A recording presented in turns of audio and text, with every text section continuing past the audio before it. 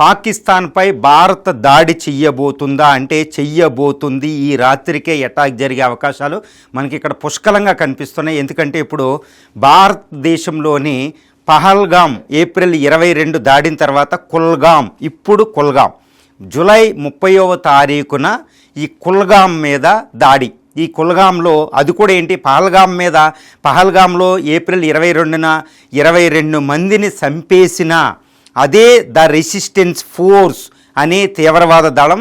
ఇది కూడా లష్కర్ ఈ తోయిబా నుంచి ఇప్పుడు పంజాబ్లో మురిద్కే ప్రాంతంలో హెడ్ క్వార్టర్లో ఉన్న మర్కజ్ ఈ తాయిబా అనే యొక్క మాస్క్ ప్రాంతంలో ఉన్న ఈ మహమ్మద్, మనకు తెలుసు లష్కర్ ఈ తోయిబా అధినేత మహమ్మద్ హఫీజ్ సయ్యద్, ఇతను ఏర్పాటు చేసిందే ద రెసిస్టెన్స్ ఫోర్స్. ఇప్పుడు ఈ తీవ్రవాదులే ఇప్పుడు కుల్గామ్ డిస్టిక్లో కుల్గామ్ హెడ్ క్వార్టర్ కెల్లాం అనే గ్రామంలో ఉన్న ఇటుకబట్టి కేంద్రాన్ని అటాక్ చేసి, ఇటుకబట్టి కేంద్రంలో ఛత్తీస్గఢ్ నుంచి వెళ్ళిన మైగ్రేట్ వర్కర్స్ అక్కడ ఉన్న నాన్ లోకల్, అది కూడా హిందువుల్ని జాగ్రత్తగా టార్గెట్ చేసి అక్కడ ఎవరున్నా వాళ్ళని చంపలేదు. ఇప్పుడు కూడా హిందువుల్నే టార్గెట్ చేసి చంపినట్టు తెలుస్తుంది. ఈ తీవ్రవాదులు ఇద్దరు ఈ నాన్ లోకల్ ఈ యొక్క వర్కర్స్ మీద అటాక్ చేయడంతో ఒకళ్ళకక్కడ స్పాట్లో చనిపోవడం, ఇంకొకళ్ళు భూపేంద్ర అనే వ్యక్తి అక్కడ దగ్గరలో ఉన్న అనంతనాగ్ మెడికల్ కాలేజీలో చనిపోవడం జరిగింది. ఇంకా ఇద్దరు ఇంజూర్డ్ అయినట్టు తెలుస్తుంది. వాళ్ళ తీవ్రవాదులు ఆ ప్రాంతంలో నక్కినట్టు తెలుస్తుంది. ఈ తీవ్రవాద దాడి జరిగిన వెంటనే అక్కడ ఈ మన సెక్యూరిటీ ఫోర్సెస్ అక్కడ రష్ టు ద స్పాట్ అనమాట. అక్కడికి వెంటనే వెళ్ళడం, కార్డాన్ ఆఫ్ ఆ ప్రాంతాన్ని అంతటిని దిగ్బంధం చేయడం అనమాట. ఇప్పుడు భయంకరమైన ఆపరేషన్ జరుగుతుంది. కొన్ని వేల మంది సెక్యూరిటీ ఫోర్సెస్, సిఆర్పిఎఫ్ నుంచి, బార్డర్ బిఎస్ఎఫ్ నుంచి ఇలా paramilitary forces, Jammu Kashmir police forces, ఇంకా అందరూ ఆ ఏరియాని జల్లెడ పడుతున్నారు. కార్డాన్ ఆఫ్ అనమాట విపరీతంగా జరుగుతుంది. కానీ ఇంతవరకు ద రెసిస్టెన్స్ ఫోర్స్ తీవ్రవాదులు దొరకలేదు. ఈ కుల్గామ్ అనేది పహల్గామ్ జిల్లాకి దగ్గరలోనే ఈ కుల్గామ్ డిస్టిక్ ఉంటుంది. అనంతనాగ్ పహల్గామ్ డిస్టిక్, ఇది ఎల్ఓసికి ఆనుకుని ఉంటాయి. శ్రీనగర్కి 70 కిలోమీటర్ల దూరం అనంతనాగ్ డిస్టిక్, ఇది ఎల్ఓసి దగ్గరలో ఉంటుంది. దీనికి కేవలం 17 కిలోమీటర్ల దూరంలో ఉంటుంది. ఈ జీలం రవి నది ఒడ్డున మనకి ఇక్కడ కనిపిస్తూ ఉంటుంది అనమాట. ఈ కుల్గామ్ పట్టణం మీద దాడి అంటే ఇప్పుడు పాకిస్తానీ తీవ్రవాదులు మళ్ళీ ఛాలెంజ్ చేసినట్టే. ఎందుకు పాకిస్తాన్ మీద సర్జికల్ స్ట్రైక్ జరిగే అవకాశం ఈ రాత్రికే ఉందంటే, మోడీ ఇప్పుడు క్యాబినెట్ మీటింగ్ ఒక్క రోజు ముందు అయ్యింది. ఇప్పుడు cabinet committee on security meeting కూడా జరగడం జరిగింది. మరి ఇండియాకి ఏదైనా ఉప్పందిందా అనేది కూడా మనం చూడాలి. ఎందుకంటే రీసెంట్గా భారత రక్షణ శాఖ మంత్రి రాజ్నాథ్ సింగ్ ఒక పెద్ద వార్నింగ్ ఇచ్చారు పాకిస్తాన్కి. అదేంటి, మీరు నక్కి తీవ్రవాది దళాలు మా భారత్లోకి రావడానికి ట్రై చేస్తుంది, టెర్రరిస్ట్ అటాక్కి చాలా జాగ్రత్తగా ఉండండి, యుద్ధాన్ని ఫేస్ చేస్తారనుకుంటూ రాజ్నాథ్ సింగ్ గారు చెప్పడం జరిగింది. ఇది జరిగిన తర్వాత కొన్ని గంటల్లోనే, ఆల్మోస్ట్ కొన్ని 2-3 రోజుల్లోనే ఈ అటాక్ జరగడం. ఈ అటాక్కి ఒక్క రోజు ముందే, కేవలం 12 గంటల ముందే cabinet committee on security prime minister అధ్యక్షతన మీట్ అవ్వడం జరిగింది. అది పశ్చిమాసియా యుద్ధం, ఆయిల్ అని, ఇదని ఇంకా ఎన్నో విషయాలు చర్చించిన ఇక్కడ అజిత్ దోవాల్ గారు అటెండ్ అయ్యారు, రాజ్నాథ్ సింగ్ గారు అటెండ్ అయ్యారు. ఈ క్యాబినెట్ మీటింగ్కి స్పెషల్ ఇన్వైటీస్ కూడా రావడం జరిగింది. అంటే ఈ విషయం కూడా అక్కడ ఇంటెలిజెన్స్ రిపోర్ట్స్ ఉన్నాయి అని మనం భావించుకోవచ్చు. ఇప్పుడు అంటే అజిత్ దోవాల్ గారు వార్ రూమ్లోకి ఎంటర్ అయినట్టే. క్యాబినెట్ కమిటీ ఆన్ సెక్యూరిటీ అంటే మోడీ అధ్యక్షతన, ప్రధానమంత్రి అధ్యక్షతన జరిగే ఈ మీటింగ్లో చాలా కీలకమైన వార్ డిసిషన్ కూడా మనకు తీసుకుంటారన్నమాట.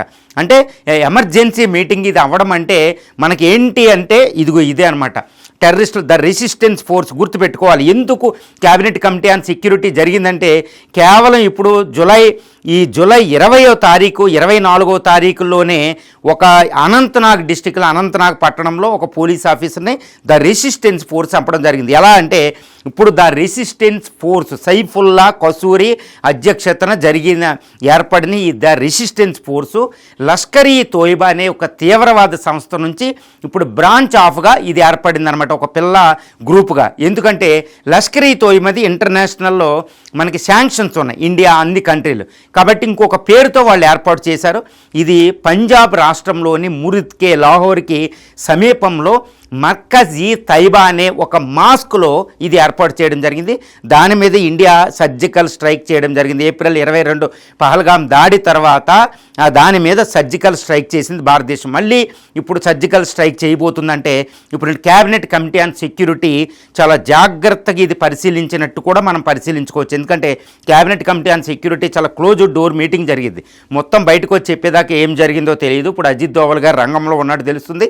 ఇప్పుడు ఈ ద రెసిస్టెన్స్ రెసిస్టెన్స్ ఫోర్సు ఇదే పహల్గాం దాడి.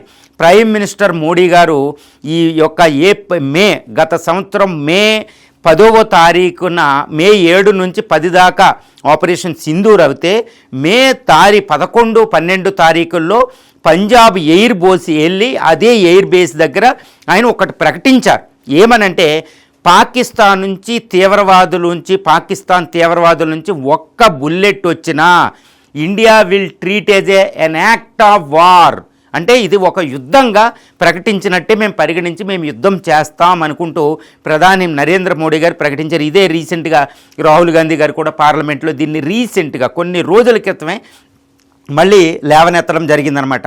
కాబట్టి ఇప్పుడు పాకిస్తాన్ నుంచి అదే పహల్గాం దాడి చేసిన ద రెసిస్టెన్స్ ఫోర్స్ తీవ్రవాదులే ఇక్కడ మేము ఇద్దరిని చంపేసింది మేమే అంటూ వాళ్ళు ప్రకటించారు కూడా. అంటే they are challenging Pakistani terrorist are challenging Prime Minister Modi.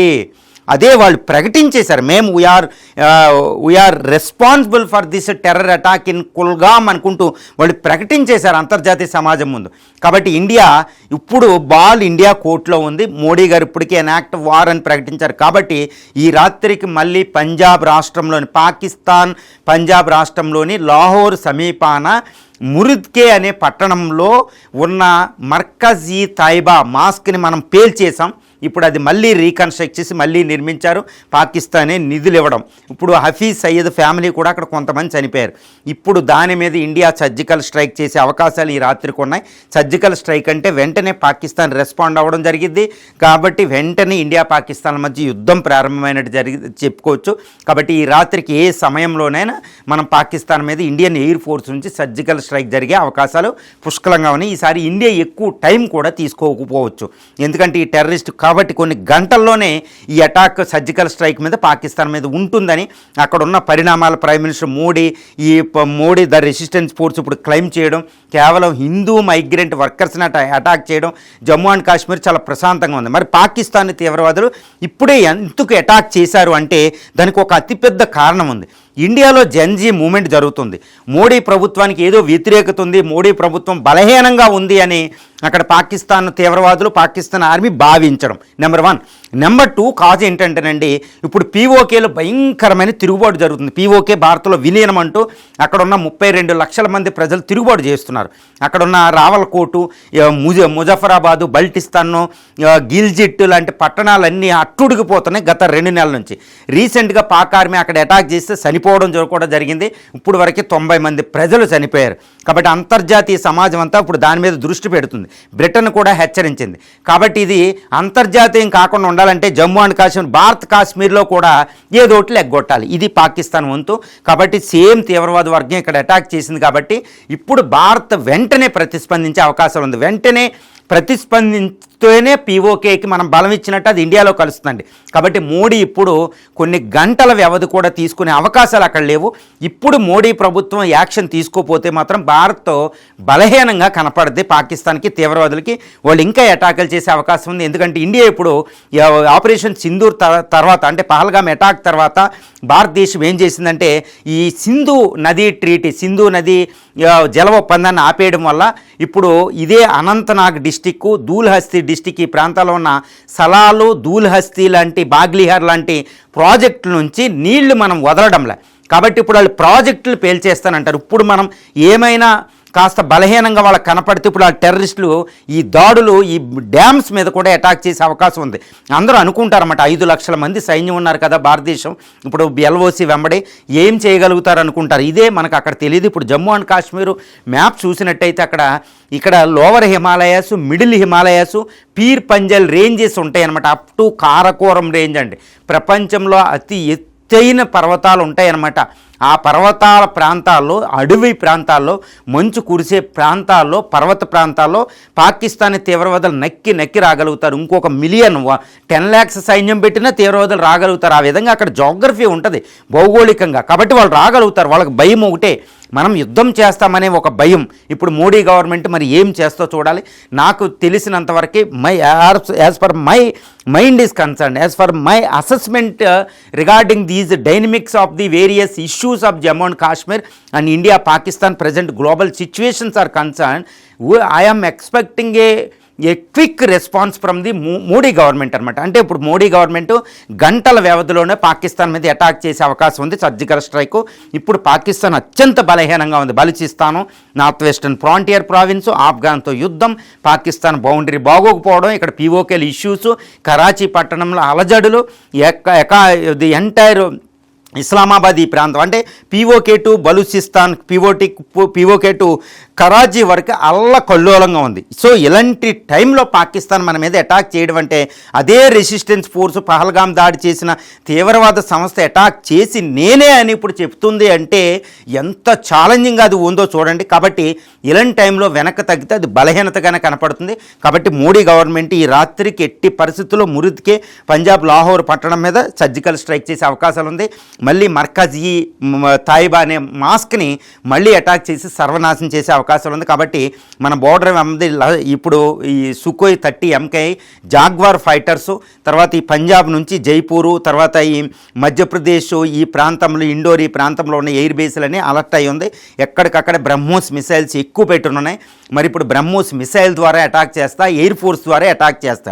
ఎందుకంటే LOC యువతల నుంచే మనం ఉపయోగించే ఈ బ్రహ్మోస్ సుఖోయ్ 30 MKI ఒకటి, తర్వాత మనకున్న అస్త్ర మెటియోర్ మిసైల్స్, తర్వాత అస్త్ర మిసైల్స్, తర్వాత ఈ బ్రహ్మోస్ ఎయిర్ టు గ్రౌండ్ కూడా ఉంటాయి. వీటి ద్వారా ఈ రఫేల్ ఫైటర్స్ ద్వారా మన బౌండరీ యువతలు ఉండే ఆ టెర్రరిస్ట్ క్యాంప్ని మనం అటాక్ చేయొచ్చు. బౌండరీ దాటి ఎయిర్ ఫోర్స్ వెళ్ళవలసిన అవసరం కూడా ఈసారి మనం అవకాశం ఇవ్వకుండా అటాక్ చేసే అవకాశం ఉంది. మరి భారతదేశం ఇప్పుడు ఏ విధంగా అటాక్ చేద్దో చూడడం. ఈ రాత్రికి ఇండియా పాకిస్తాన్ల మధ్య మళ్ళీ యుద్ధం వచ్చే అవకాశాలు అక్కడ పుష్కలంగా ఉన్నాయి.